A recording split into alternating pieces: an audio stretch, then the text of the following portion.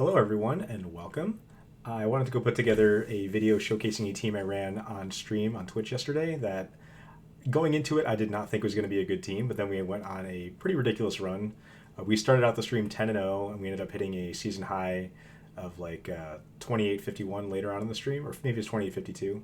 But yeah, our first 10 battles we won all in a row, and this team does not seem like it would be good at first glance. We were using 3 Pokemon that were all nerfed during the latest season's changes, and somehow they all work together against the current meta.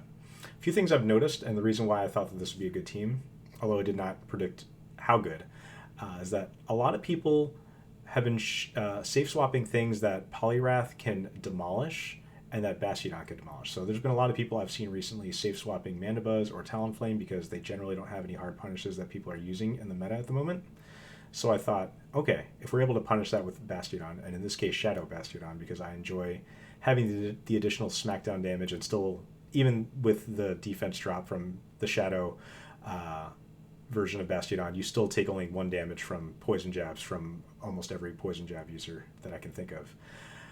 And then with Poliwrath, even though counter has an energy generation nerf this season, it still works really well against something like Dunsparce, which sees a lot of play as a safe swap, and even stuff like Drapion is becoming very common, usually running Aqua Tail and Crunch, with which Poliwrath resists both. I've seen Diggersby quite a few times as well, and that's why we're using a normal Poliwrath, just for a few of those matchups. With Dunsparce, you can comfortably tank 2 drill runs and still survive, and you can farm it all the way down if they throw on bad timing or have bad IVs.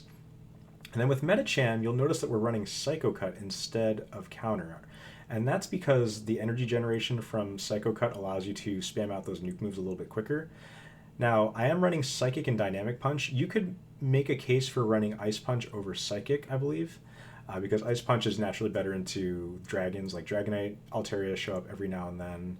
It's better into like Jumpluff, grass types as well.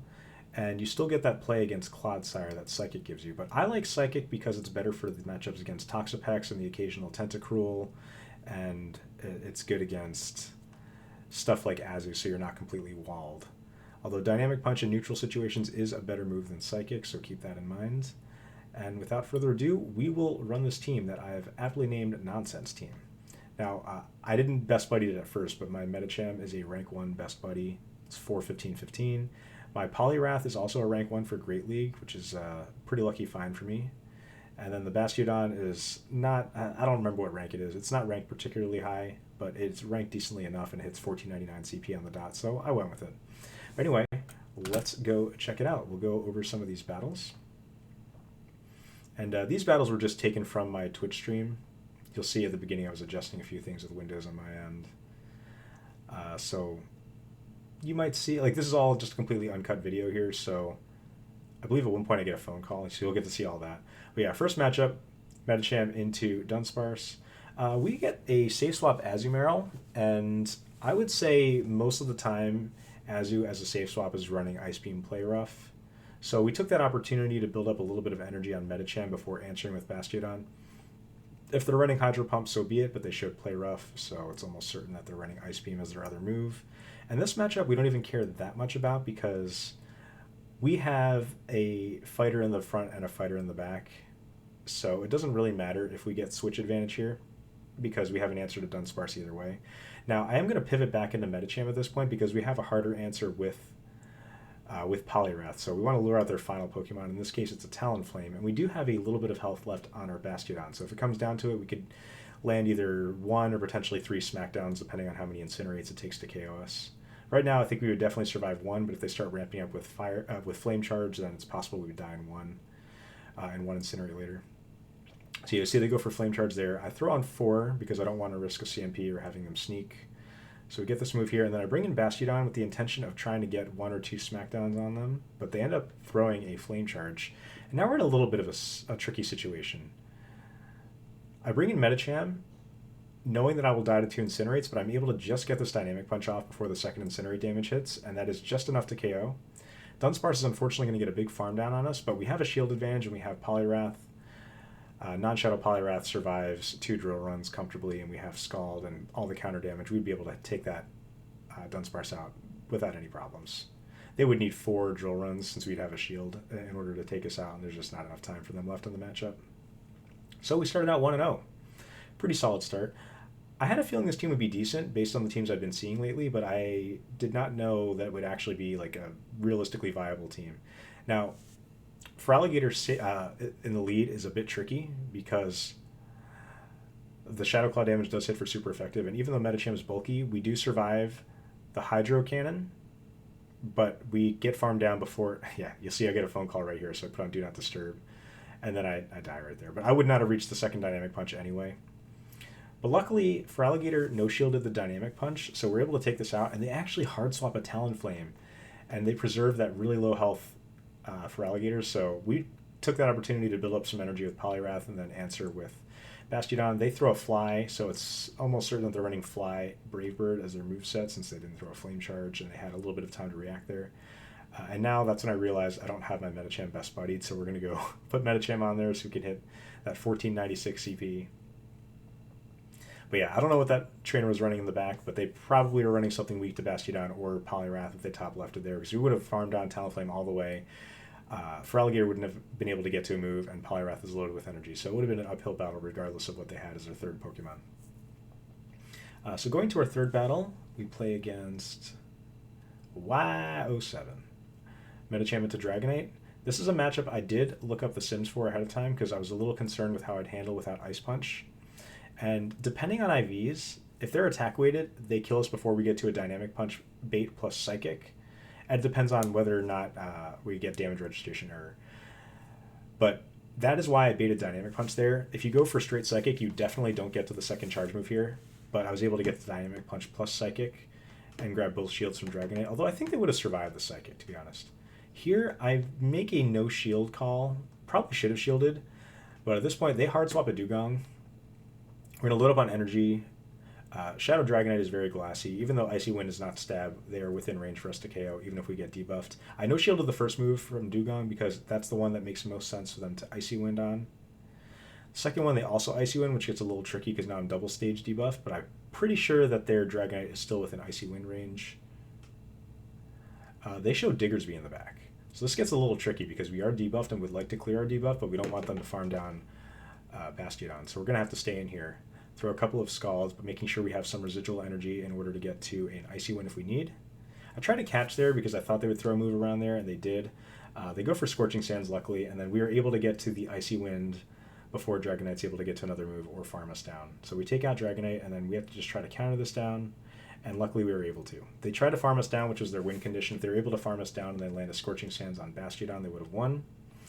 But luckily, even with the two-stage debuff, we were able to counter down and get the win. Here I took a little pause during my live stream, so that's why we're hanging on the win screen for a little bit. I was probably explaining about my logic with the Dragonite matchup just to why I baited Dynamic Punch, because it's the only way you get the two moves there, and it is still a little dependent on them not sneaking a Dragon Claw or Dragon Breath through when you were trying to get the second charge move off. We have Medicham into Malamar. This is another one that I thought would be a little bit tricky. This is where we want to see it with Medicham because the Psywave damage is only hitting for neutral. And the Foul Play and Superpower, Foul Play would only hit for neutral as well. It does about half after the Psywave damage, but with our IVs, especially with the Best Buddy boost, we are definitely able to tank a second Foul Play and get to our second Dynamic Punch. So we do win the 0 shields here. They end up catching on Drapion, so it gets a little tricky. I could opt to get farmed down, which I do. I could have hard swapped Poliwrath there, but I didn't want to be switch locked in case they bring in something that I want to get some chip damage in with Bastiodon beforehand. So they're only able to get to one move. They throw Crunch there. They're running Crunch and Aqua Tail almost certainly.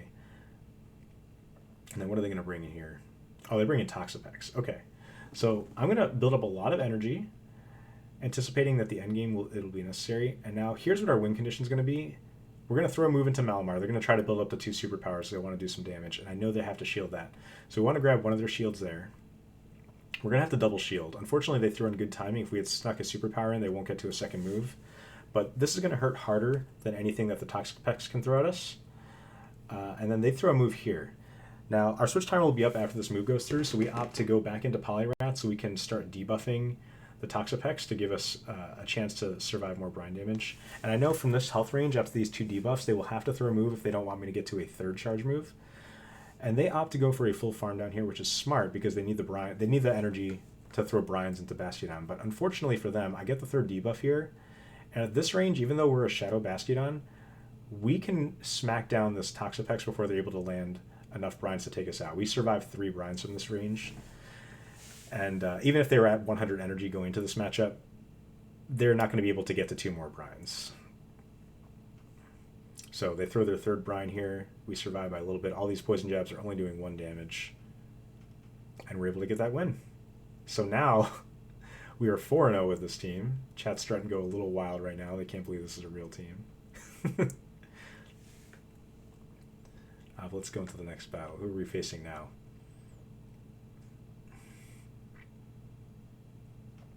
Starting to get a little bit of queue times. We're only at 26.98 at the start of this video, but I mean, that is still fairly high in the scheme of things. Playing against Golf Professor here, leading a Guzzlord. Our entire team does decently into Guzzlord, but I'm going to stay in with Medicham here and see how they play it. We throw our Dynamic Punch on good timing here. They're at 6. They throw presumably a Brutal Swing here, and then they're 2 away from the next one. So I thought that they were going to throw right on CMP there because that would have made sense for them since they win CMP. But I brought in Poliwrath, and then they end up bringing in Licky Licky, which is not a good matchup for them. And Licky Licky Body Slam baited. They had enough energy for a Shadow Ball, so I shielded for that potentially.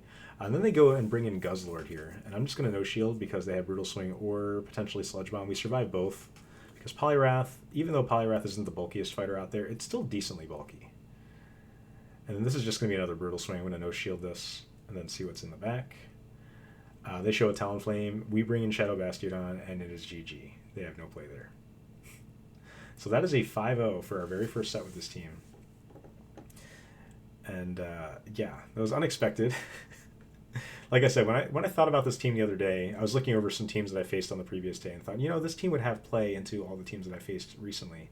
But I wasn't expecting it to be this dominant. I was expecting it to be something that would be viable and maybe could make a good video for like a triple nerf team, but it ended up being legitimately good. Now, granted, later on in the stream, I'm only showing the first 10 battles where we go 10-0. I went 3-2 the next set, and then the last 2 sets I went 1-4 and 1-4.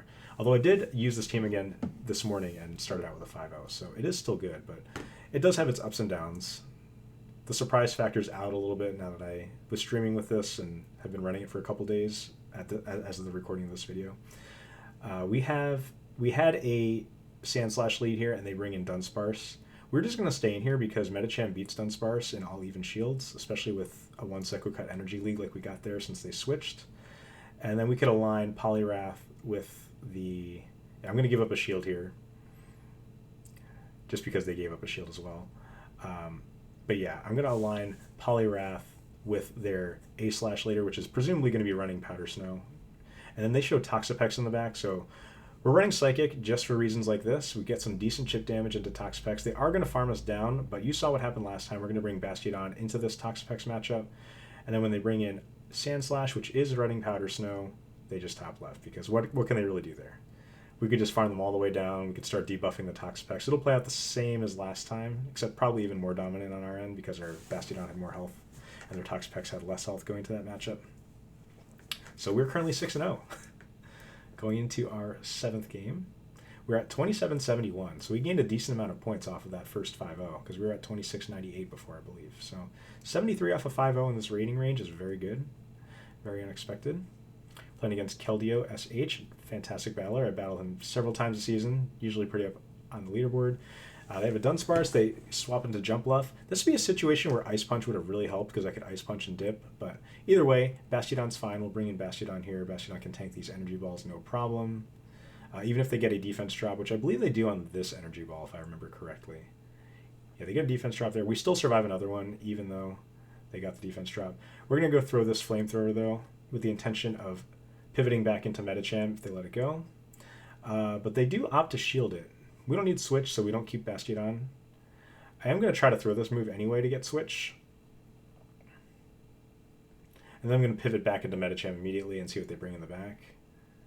They stay in for a little bit, which makes me think that I should have kept more energy. They bring a Whimsicott in the back. So it gets a little bit tricky here. I'm going to go straight for Psychic because I don't have Ice Punch, so I'll throw through this. They do no shield, and we get to the second Psychic before they throw their energy. They're farming up a little bit too much. We do about half damage and get the defense drop, and then they top left. I guess they're figuring we have Bastiodon alive a little bit with 2 shields and probably have another answer to Dunsparce if we were pivoting back into Medicham, knowing they weren't switch locked when they brought Dunsparce back in. So I don't think Keldeo knew our team, but probably figured that with 2 shields, they had no win condition at that point. Going next, we were playing against Palasha97. I believe she was streaming at the time. Fantastic battler. Fantastic at the play Pokemon circuit as well, but she's leading Ariados in this battle. Another good thing about Medicham is it's bulky enough to survive multiple lunges. And the most common moveset for Ariados is Lunge and Trailblaze, so the pacing's the same, just straight fives for each of them. We tank 2 lunges. They bring in a Marowak. I probably should have banked this energy since we were debuffed twice. But cancel Marowak, we need to bring in Poliwrath. With the Shadow, I really don't want to take this, so I want to shield here so I have a healthy enough Poliwrath for the back, and then I opt to throw this Icy Wind just before they get to their next Bone Club, and they opt to shield. So at this point, I double shield my Poliwrath, even though I could survive this Bone Club, because I think I'll need health on Poliwrath for whatever they have in the back. And luckily, our switch timer comes up just in time to catch this. We weren't able to counter down Ariados, but our switch timer came up to catch the Trailblaze. And then here, we have a Dunsparce in the back. So I'm going to throw an Icy Wind here because this Icy Wind debuff will allow us to survive this drill run. And I remember in this battle, okay, look at this. I have very little health here. Now, Dunsparce is debuffed with Icy Wind, and I trust in my Poliwrath IVs. Right now, I'm currently at an Icy Wind, and I'm 1 away from a Scald.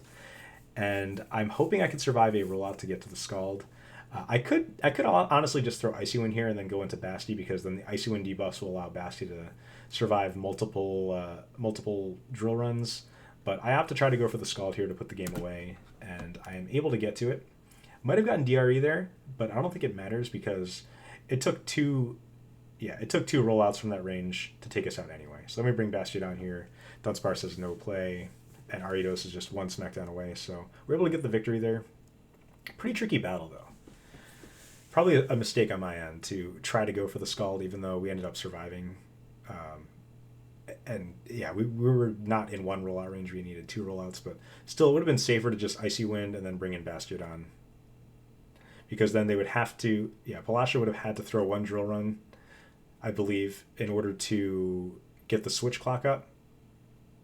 And then clear debuffs. And then the second drill run, even at full energy, would not KO us. Because drill run, I believe, at full power does a little under 50% to Dunsparce. Here we have a battle against Clodsire. I think this is Tauntaun that we were playing against. Tauntaun's another great battler, always near the top of leaderboards. But this is another reason why we run Psychic. You 2-shot Clodsire with the Psycho Cut damage, and you pace to... see, Tauntaun goes for Sludge Bomb. You survive 2 Sludge Bombs, and if they throw before you get to the second Psychic, you know it's just another Sludge Bomb, because they don't get the Sludge Bomb plus Earthquake. So we're going to build up a little bit more. We're going to throw this Psychic. Okay. And then they bring in a Alolan Raticate. Do they know that we're running Dynamic Punch? Or do they think we're running Ice Punch?